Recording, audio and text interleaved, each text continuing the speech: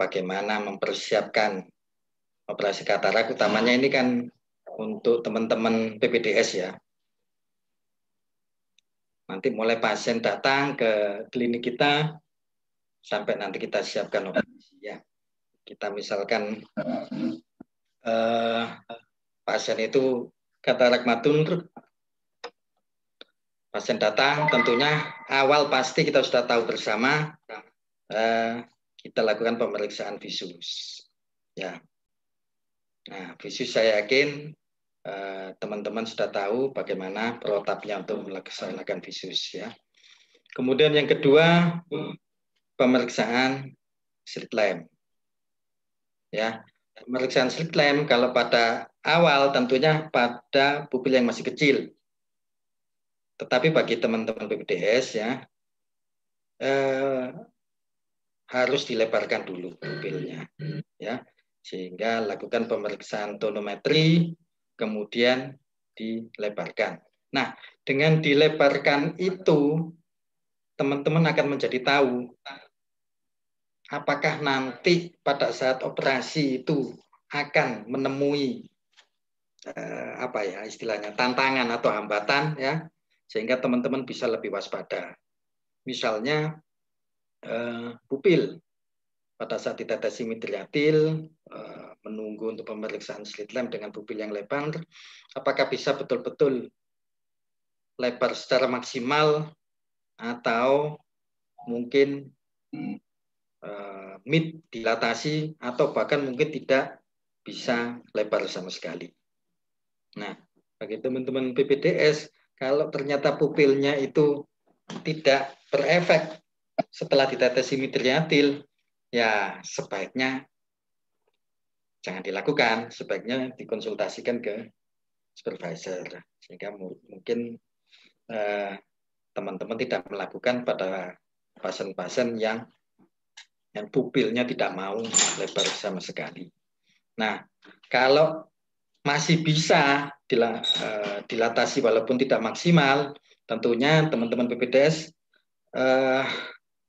kewaspadaannya harus lebih tinggi lagi pada kasus-kasus seperti itu, karena melakukan kapsulotomi tentunya akan lebih sulit pada pupil yang tidak dilatasi maksimal daripada yang dilatasi maksimal.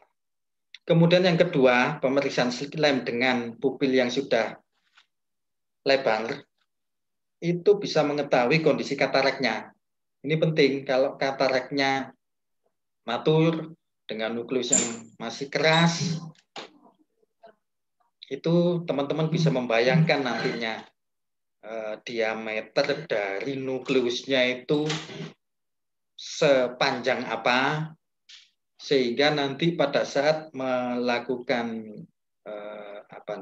melebarkan luka itu bisa memperkirakan supaya nanti lukanya juga tidak terlalu kecil sehingga menyulitkan teman-teman semua dalam mengekstraksi nukleus. Dan kalau sudah sulit, biasanya akan banyak timbul masalah atau komplikasi. Nah, ada lagi model katarak yang sudah mulai terjadi lisis. Milky katarak. Itu nukleusnya sudah mulai mengecil. Ini juga kewaspadaannya lebih tinggi lagi. Karena mungkin pada saat Anda melakukan kapsulotomi, lisis dari nukleus itu mungkin akan menyulitkan Anda melakukan kapsulotomi, menghalangi visualisasi pada saat melakukan kapsulotomi. Ini kewaspadaan yang harus diperhatikan. Kemudian juga pemeriksaan slip M ini juga mendeteksi apakah sudah mulai ada zonulisis, sehingga mungkin sudah mulai ada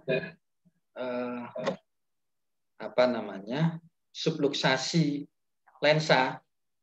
Nah, ini perlu diwaspadai. Makanya pupil dilebarkan itu menjadi sangat penting.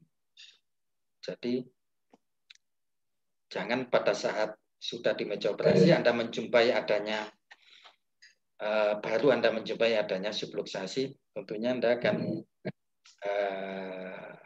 apa ya, ya cukup terkejut kalau sudah menjumpai tetapi di meja operasi. Tetapi kalau sudah Anda antisipasi pada saat pemeriksaan, tentunya akan bisa lebih waspada. Kalau Anda masih belum berani pada kasus-kasus dengan subluxasi, ya konsulkan ke supervisor. Kemudian pemeriksaan selanjutnya adalah retinometri. Pada katarak yang masih lunak atau tidak matun, itu retinometri bisa membantu kita untuk meramalkan jika nanti operasi berjalan normal, maka visusnya akan sekian, atau meramalkan kondisi di belakang lensa. Jika nanti pada saat pemeriksaan retinometri tidak bagus hasilnya. Mudah-mudahan retinometri ini menjadi pemeriksaan standar yang dilakukan oleh teman-teman.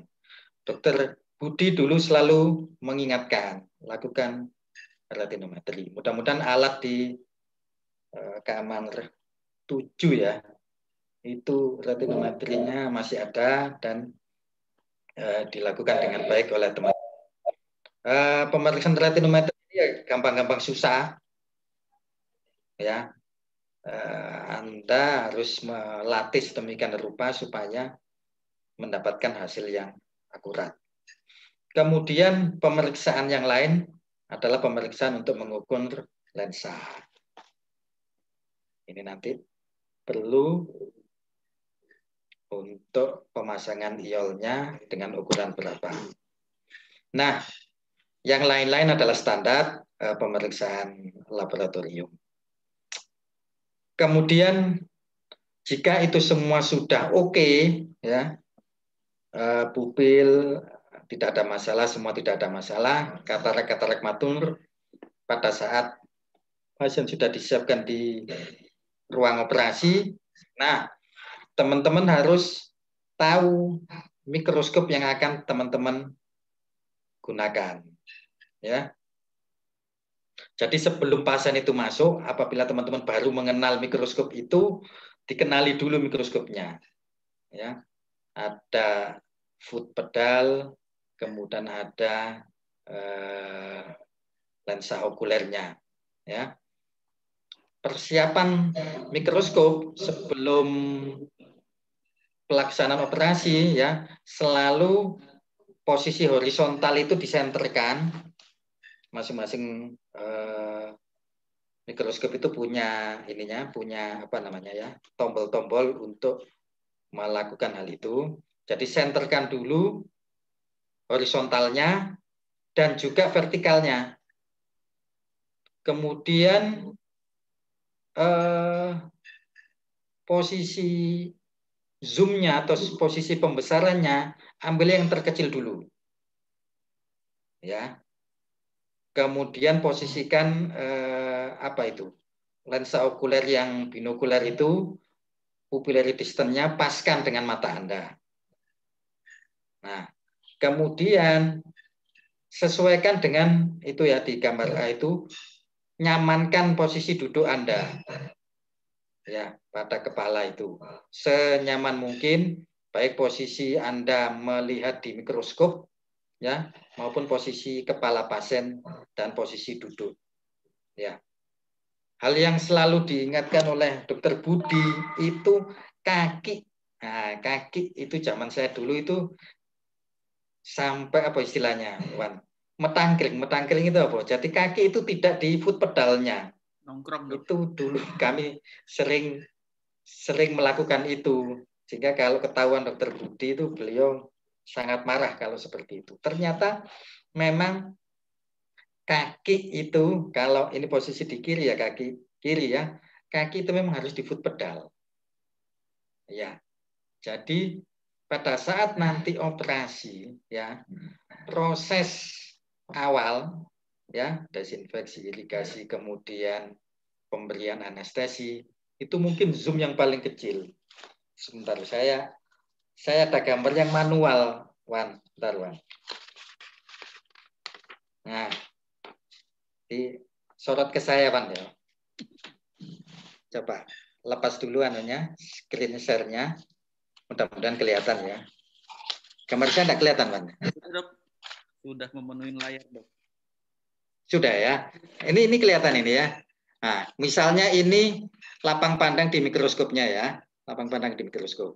Nah, pada saat proses itu mulai dari anestesi sampai dengan tahap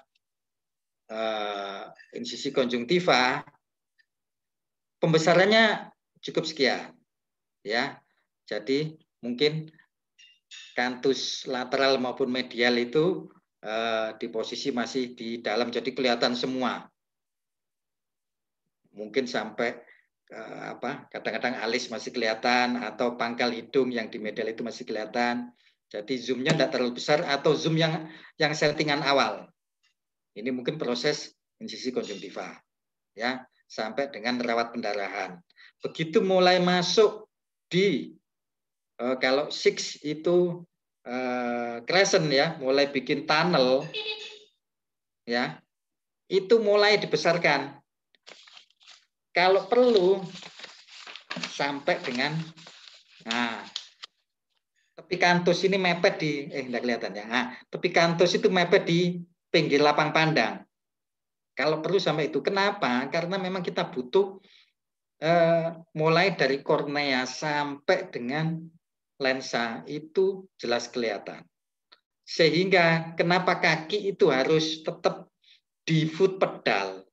Karena begitu zoom itu dibesarkan, apa istilahnya? Depth of field ya, Dr. Budi selalu membahasakan ketajaman fokus itu menjadi sempit. Jadi kalau Anda fokuskan ke lensa, maka yang di atasnya itu, misalnya kornea itu menjadi ngeblur, tidak jelas. Kalau Anda fokuskan ke kornea, maka yang di lensa itu tidak jelas. Beda pada saat zoomnya kecil. Kalau zoomnya kecil mungkin masih jelas semua. Tapi begitu zoomnya itu dibesarkan, Anda harus, ini saya mau fokus kemana? Kalau sudah mulai bikin tunnel, itu baru sudah mulai mendekati nanti si ujung dari crescent itu mulai masuk ke bilik mata depan. Apalagi nanti keratum mulai masuk ke bilik mata depan. Sehingga fokusnya itu harus di sana. Sehingga kaki itu memang harus bermain terus. Nginjek-nginjek fokusnya. Karena mikroskop, beberapa mikroskop itu kan zoom itu masih pakai tangan. Ada beberapa mikroskop yang sudah pakai foot pedal semua, baik zoomnya maupun fokusnya. Nah, ini penting sekali. Dulu memang pada saat awal-awal saya enggak begitu memperhatikan hal-hal seperti itu. Sehingga kaki itu sering diangkat, kemudian nangkring di kursi itu loh. Karena kursi itu kan ada ini pejakan itu ya. Itu sering nangkring di situ. Ternyata begitu proses itu di kornea ke bawah, bilik mata depan, di lensa itu, zoom itu menjadi sangat penting. Itu ya, mikroskop. Saya kan sudah mengenal alat-alatnya ya. Ya pegang senyaman mungkin alat-alat itu, gunakan sesuai dengan peruntukannya. Kemudian alat-alat yang, instrumen yang sifatnya disposable, itu kalau nanti sudah pengalaman lebih tinggi lagi, itu kadang-kadang walaupun disposable itu bisa dipakai lebih dari satu kali. Contohnya pisau-pisau itu ya, baik crescent maupun keratum. Ada yang mau ditanyakan buat teman-teman yang lain? Mungkin selama wet lab atau pada saat tindakan operasi ada kesulitan, bisa ditanyakan ke sini ya. Tadi saya nggak tahu ya. Pre-op. Nah, jadi ada tips H-1 jangan dilebarkan. Itu tips dari Prof. Johan. Jadi kalau H-1 jangan dilebarkan. Nanti kalau nggak pas hari operasinya nggak bisa lebar. Itu tips ya. Gitu. Terus kemudian kebiasaan jangan lupa cek lebarin, Dok. Kalau di biasanya gitu. operasi kan biasanya kalau selama pemeriksaan H-1 pasien datang biasanya dilebarin. Nah, itu. Kalau bisa jangan banyak-banyak deteksinya. Jadi cukup asal lebar aja, asal udah bisa dilihat, udah. Jangan banyak-banyak melebarinya. Ntar soalnya waktu operasinya nggak bisa lebar maksimal. Jangan diulangi berkali-kali untuk detailnya. Mungkin pada saat pelaksanaan juga begitu. Jangan jauh dari jam operasinya. Misalnya dischedulkan jam berapa? Jam 12. Mulai jam 6 sudah ditetesi, jangan terlalu jauh. Nanti dia jenuh dia. Balik akhirnya nggak iso maksimal lagi. Iya. Betul. Terus jangan malas ngecek retina. Nanti biasanya kalau udah mulai praktek, udah banyak pasien, udah malas ngecek retina biasa. Suaranya jelek ya? Ya, jelas kok. Jelas aja ya. Ya. Jadi itu kayaknya ada pertanyaan. Awal-awal praktek dulu kadang suka malas ngecek retina ya. Pengen cepat. Tapi ternyata banyak surprise setelah operasi kok. Banyak yang surprise nih retinanya ya. Betul. Terus kemudian zaman saya dulu retina itu masih nggak terlalu banyak ya. Nggak se-advance sekarang.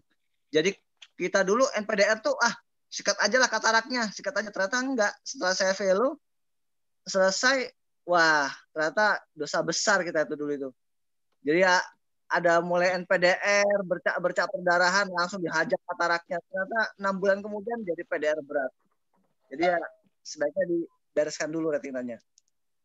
Kecuali kataraknya sudah putih, begitu ya, sudah matur. Nah itu pengecekannya USG. Ya betul. Terus yang lain, yang terakhir ini, jangan sungkan pakai epinefrin. Ya, di center kita itu epinefrinnya kayaknya zaman saya dulu kayaknya haram gitu ya. Wah, nggak boleh nih epinefrin. Nanti hipertensi, nanti bla bla bla orangnya. Tapi enggak. Di center lain, saya selama belajar di JSC, saya ketemu orang dari UNER, ketemu orang dari UNPAD, itu mereka no problem pakai epinefrin, jadi intrakameral. Jadi kalau memang nggak lebar, ditetesin nggak lebar, waktu masuk, habis main pot, langsung dibilas pakai epinefrin. 1:10 ya. Udah itu udah hal yang lumrah dan mandatori di sana. Jadi memang bukan hal-hal yang tabu dan menakutkan, nggak biasa aja. Nggak ada kejadian hipertensi langsung jadi serangannya naik tensi tinggi banget setelah epinefrin, nggak ada. Dokter, terima kasih dokter. Ini sempat kebingungan saya dokter, tadi kan sempat dibahas retinometri ya dok. Itu apa ada batasan sih sebenarnya visus berapa yang di retinometri? Karena kadang tuh 2/60 nggak bisa di retinometri, kadang 4/60 masih bisa di retinometri. Terus sebenarnya berapa batasannya? Gini, kalau pengalaman ya, kalau secara ilmu mungkin yang lain lebih pintar ya. Kalau secara pengalaman kan retinometri itu kan sesuai dengan angka-angka yang tertera di situ loh. Jadi paling tinggi itu kan 0,8 ya kalau tidak salah ya.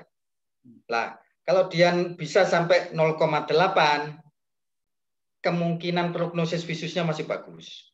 Nah, itu ya. Kemudian kalau kataraknya sudah putih, itu memang nggak bisa. Nggak bisa. Karena apa itu? Sinar merahnya itu, insya Allah nggak tembus itu sampai ke sono. Jadi yang imatur itu yang bisa ya. Kadang-kadang yang 1/60 itu kadang-kadang bisa, kadang-kadang nggak bisa. Jadi 1/60 yang tanpa koreksi, ya kalau di tempat saya itu kan oleh refraksionis itu kan tetap dikoreksi semaksimal mungkin, ya. Jadi kalau tanpa koreksi 1/60 dikoreksi masih bisa, mungkin berapa 6/40 atau mungkin 6/24 itu masih memungkinkan untuk di retinometri. Cuman kadang-kadang nanti bikin bingungnya hasil retinometrinya misalnya itu hanya 0, misalnya berapa 0,12 itu kan bingung padahal dikoreksi bisa sampai 6/24 kan tidak cocok kan ya. Ya kalau 0,12 kan berarti cuma 10%. Kalau 10% kan berarti 6/60 cuma dia ya. Nah itu bisa memang dia tidak kelihatan atau kita yang kurang pas untuk pemeriksaannya. Memang kadang-kadang gampang-gampang susah retinometri itu. Makasih Dokter Irwan, Dokter Tutu. Izin bertanya kepada Dokter Teddy. Oh ya. Yang ingin saya tanyakan untuk yang epinefrin itu epinefrin yang ampul itu. Kemudian untuk perbandingannya 1:9 itu dioplosnya pakai apa? Kemudian ngasihnya kapan? Terus apakah ada efek sampingnya? Jadi epinefrin ampul, ya yang ampulan itu yang biasa itu ya. Yang ampulan itu dioplosnya di spet 10 cc, ambil 1 cc diancarkan jadi 10 cc. Jadi 1 cc-nya epinefrin, 9 cc-nya biasa pakai RL atau NS yang buat cairan kita biasa di irigasi itu loh. Nah, pakainya biasanya nanti waktu habis main pot, insisi pertama terus dibilaskan di situ. Ini sik ya. Kalau sik berarti habis dari samping ya. Waktu kita sebelum kita mewarnai. Dibilaskan biasa 2 atau 3 kali terserah. Secukupnya nanti bisa kelihatan kok. Begitu dia melebar sampai maksimalnya dia akan berhenti. Kelihatan. Jadi nanti begitu dia seret langsung lebar. Nah, udah. Ditambahkan pun tetap gak akan lebar lagi. Biasa udah fix segitu. Dia ada batas maksimalnya juga. Gitu aja sih. Tinggal nanti teman-teman itu pada saat tetap tidak bisa maksimal itu ya kalau tidak berani ya jangan dipaksakan. Ya. Kalau ada yang sudah pengalaman untuk kapsulotomi dengan pupil yang belum dilatasi maksimal, monggo. Memang. Tadi dok, yang setelah dikasih epinefrin itu meosisnya cepet kayak ngasih Efrisal Midriatil biasa atau mungkin meosisnya nggak cepet atau gimana? Atau sama saja? Sorry, gimana? Maksudnya meiosis gimana? Untuk besoknya meiosis lagi atau masih butuh waktu? Sama aja. Sama aja kayak biasa. Bedanya cuman kalau kita pakai epinefrin itu dia lebarnya instan langsung gitu. Pengalaman saya waktu saya velo di KMU Gresik itu malah pasien yang operasi itu hari itu adalah pasien poli. Jadi kamu kan ada dokter di Oka ya. Kita kan di Oka, yang velo ini di Oka. Nah, dari poli itu langsung kirim ke Oka dalam kondisi pupil masih 3 mili. Lebarkannya waktu di meja operasi itu. Pakai epinefrin itu. Betul-betul instan, jadi langsung lebar. Dan besoknya pun nggak ada masalah, mengecil seperti biasa. Setelah dibilas karbakol dia langsung mengecil juga. Gitu. Oh, berarti langsung dibilas karbakol gitu. Terakhir kan, habis semua prosedur kan terakhir karbakol ya. Ya. Ngestat ya. Ya, terima kasih dok. Kalau karbakolnya itu intrakameral juga dok atau gimana dok? Kalau belum pernah soalnya. Ya, karbakol ngestat sama. Intrakameral. Kadang-kadang soalnya ada yang nggak dikasih miostat jadi nggak tahu dok. Ya sih kadang kalau nanti udah advance sudah banyak operasinya nanti tinggal lihat aja kalau pupilnya udah mulai mengecil kita udah nggak kasih lagi karena apa? Besoknya kalau dikasih hari itu besoknya miosisnya kecil banget. Kalau kecil banget nanti anunya susah.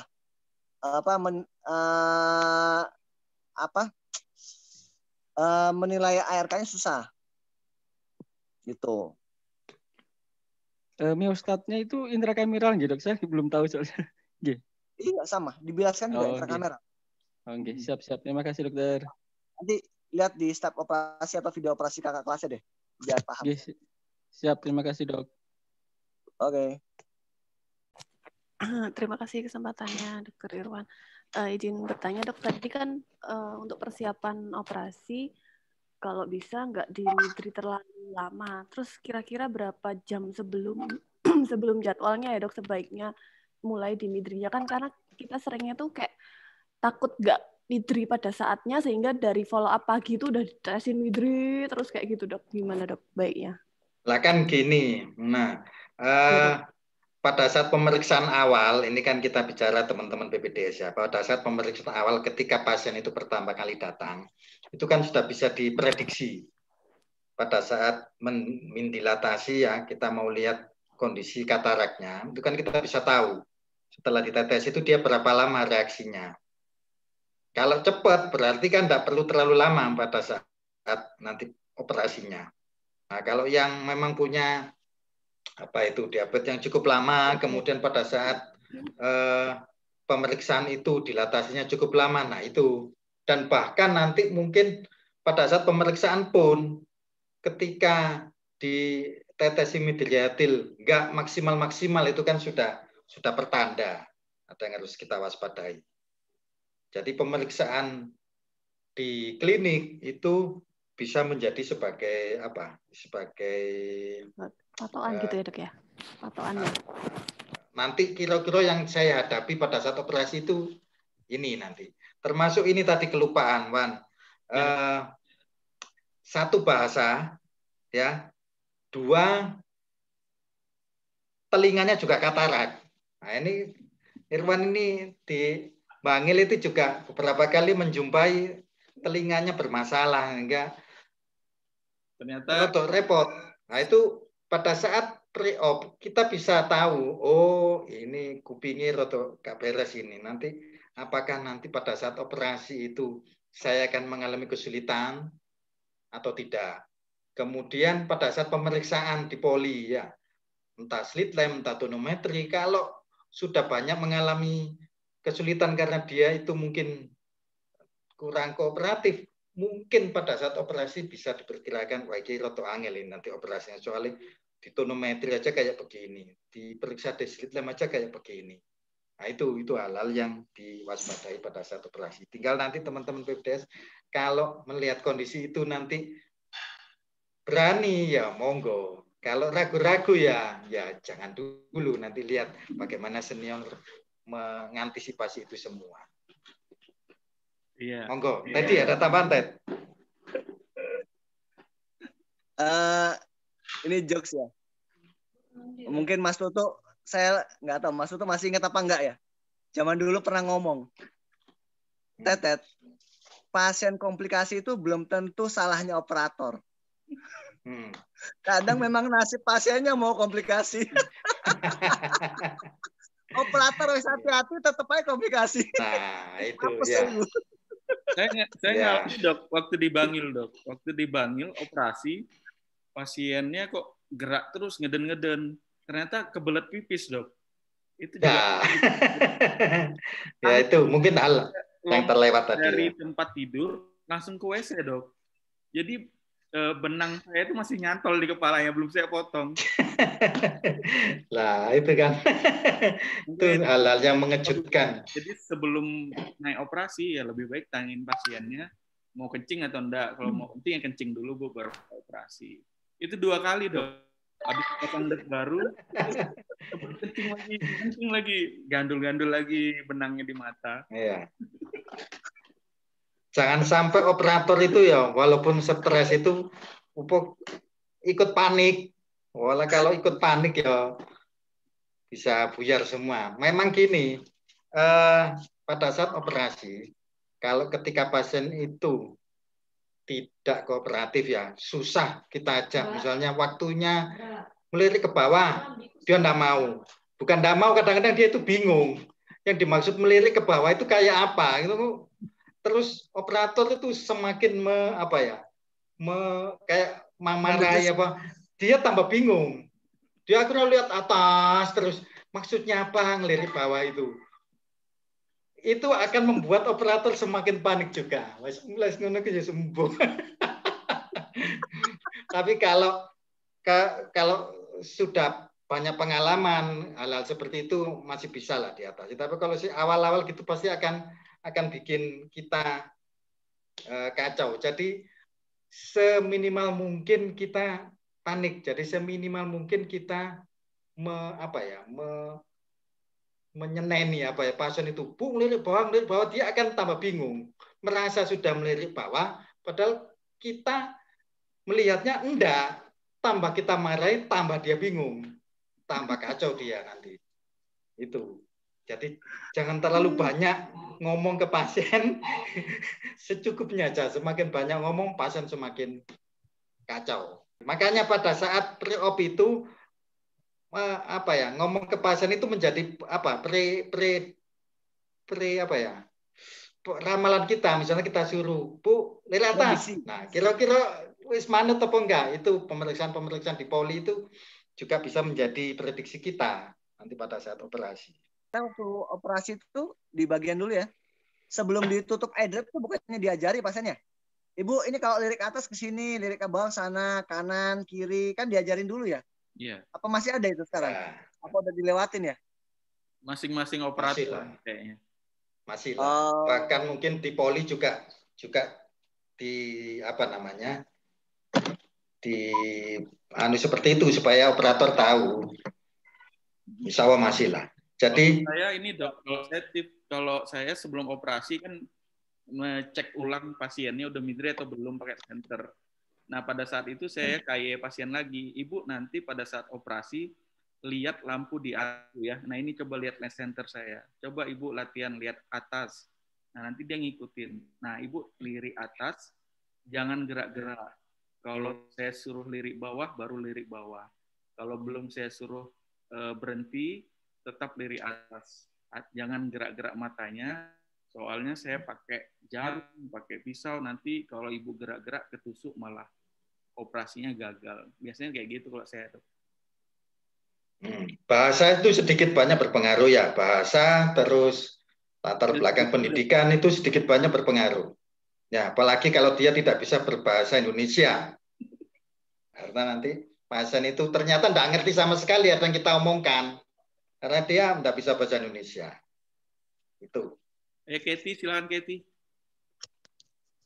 Mohon izin dokter, kebetulan untuk pengalaman operasi saya masih sedikit, cuman saya pernah mengalami pada suatu operasi baru 5 dokter. 5 6 ya? Kebetulan ECCE-nya 3 dokter, SICS-nya 2. Ya. Kemudian pernah suatu saat pada saat saya melakukan operasi itu, pada saat saya mau kapsuloreksis, saya sudah coba memfokuskan sampai ke dalam, tapi nggak tahu kenapa tidak bisa fokus-fokus. Saya naikin ke atas, anterior, posterior, tapi tetap tidak fokus. Apakah ada saran untuk kesulitan saya saat itu? Apakah pencahayaan yang baik yang juga berpengaruh untuk pada saat kita memfokuskan kedalaman? Itu yang pertama, dokter. Kemudian yang kedua, ini juga pengalaman saya pada saat saya pre-op.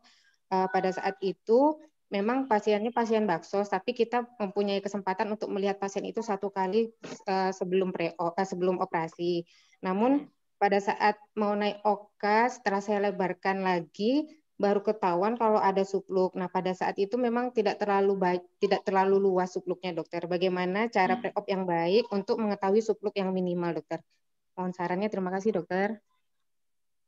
Mestinya bisa. Jadi saya sering menjumpai, ini subluxasi ini. Tinggal nanti kita waspada aja pada saat operasi. Kalau tidak memperlebar, tidak memperparah robekannya, ya aman gitu ya. Kalau kita memperparah robekannya, tinggal nanti tunggu aja si nukleus itu semakin jauh dari pandangan itu ya. Kemudian ini yang tadi itu ya, yang pertama zoomingnya sudah pas apa belum, magnifikasinya, pembesarannya itu. Kalau pembesarannya minimal itu susah sekali, apalagi kalau sudah main di kornea ya, main di bilik mata depan, main di lensa bilik mata belakang, itu harus zoom yang tadi itu, paling tidak kantus itu mepet di tepi. di tepi apa? Di tepi lapang pandangnya mikroskop itu. Nah, sebelum memulai operasi itu kita memang harus mempelajari alat kita. Kecuali kalau itu sudah kita di rumah sakit lama dan sudah menjadi pegangan kita, ya kan bisa apal kita dengan mikroskop itu. Tapi kalau masih awal-awal, disenterkan semua, ya baik horizontalnya maupun vertikalnya itu disentralkan semua, ditengahkan semua. Nah, nanti untuk ngepaskan ke mata pasien itu pakai manual dulu. Jadi kita gerakkan tangan kita, mengepaskan ke tengah. Baru nanti kalau sudah main, ya main foot pedal itu. Untuk kalau dia itu mulai rotot miring, ya kita geser ke sana. Kadang-kadang memang semakin miring kita geser, mentok itu mikroskop itu. Sehingga harus mungkin ini kepala pasien itu yang bergesernya terlalu jauh sehingga mikroskop pun mentok sampai ke kanan, kok tidak bisa ke kanan lagi. Ini pasien matanya bergeser sudah ke sana. Nah, berarti kepalanya itu sudah terlalu jauh, dikembalikan lagi kepalanya. Mau bagaimana lagi? Nah, untuk fokus itu kayaknya itu tadi. Bisa jadi fokusnya mentok. Yang settingan awal tadi tidak center, mungkin sudah agak ke atas atau agak ke bawah. Tidak pas di tengah. Sehingga mau dipaskan mentok sudah. Tidak bisa lagi. Nah, itu akhirnya ya harus manual. Keluar dulu dari situ, alat-alatnya dimanualkan dulu pakai tangan, ditengahkan lagi. Kira-kira begitu. Okulernya dan iya, okulere itu loh. Kadang nggak dinolkan itu kadang. Nah, nggak center, wis posisi kemarin habis dipakai, nggak di tengah nomane. Atau mari ketekan biasanya, terus jadi nggak 0-0 okulernya, dicek lagi. Ada yang nggak nol okulernya itu, mungkin menyesuaikan dengan dia ada minusnya atau ada apanya ya. Ono sing di nol gitu. Tapi kan pada saat awal wis jelas toh, artinya dengan menyesuaikan ukuran okulernya jelas. Lah pada saat pelaksanaan itu naik turun gak jelas-jelas ya itu tadi. Itu mungkin kalau jawaban saya bisa membantu, alhamdulillah. Terima kasih dokter. Kebanyakan para operator ini yang awal-awal kan memang sudah di center kan dok, SY-nya dok sudah. Tapi pada saat mikroskop diarahkan ke mata pasien untuk memfokuskan itu udah main pedal dok. Jadi limitnya terbatas karena sudah terpakai. Jadi mungkin sarannya kita senterkan dulu, kemudian kita pakai manual, pakai tangan aja untuk memfokuskan ke mata pasien supaya jelas dan fokus. Setelah fokus dan jelas, baru pakai kaki. Jangan waktu mengarahkan ke mata pasien untuk fokusnya pakai pedal. Nanti limitnya terbatas habis. Mungkin itu. Betul.